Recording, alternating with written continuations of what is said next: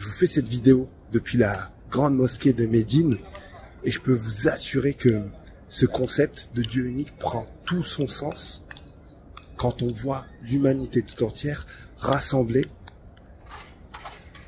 sous un même toit.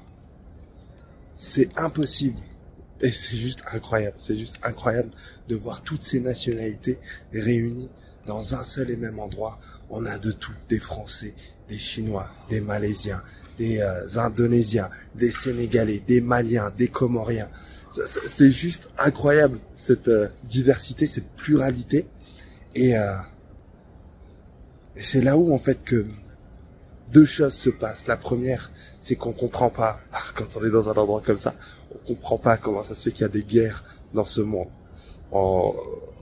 Ça sort de la tête parce que tout le monde s'embrasse, tout le monde se serre la main, tout le monde se fait des câlins, et les gens se parlent juste pour se dire les uns aux autres qu'ils se trouvent beaux gosses, tu vois, pour se dire qu'ils trouvent que ils dégagent une certaine lumière. Je comprends pas toutes ces guerres. Et je comprends pourquoi est-ce que on nous invite à croire en un Dieu unique. Je comprends ce que ça veut dire. Je comprends un peu plus ce que ça veut dire. Est-ce que c'est possible de croire réellement en un Dieu unique sans croire en cette possibilité pour notre humanité de s'unir également? Est-ce que c'est possible de croire en un Dieu unique, qui nous aurait tous créés,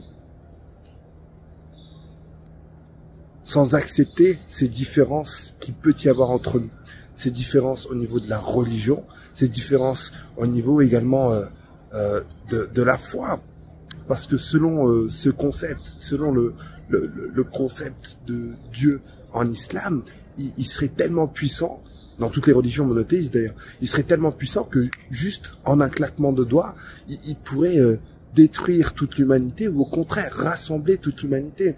Donc si il y a autant de différences aujourd'hui dans notre univers, sur notre terre, c'est peut-être qu'il y a une sagesse à en tirer. C'est peut-être qu'il y a un apprentissage à en tirer. C'est peut-être qu'il y a une leçon à en tirer. Et rien ne sert de faire en sorte que tout le monde se ressemble parce qu'il n'y a pas besoin de se rassembler pour s'unir et s'assembler. Ouais, je pense que c'est ce que j'avais envie de vous partager aujourd'hui. Merci à vous d'avoir pris le temps d'écouter ce message. Si vous pensez que ça peut aider d'autres personnes à réfléchir sur ce qui nous rassemble plutôt que sur ce qui nous divise, n'hésitez pas à le partager autour de vous. De manière à faire en sorte d'impacter le plus grand nombre de cœurs possible.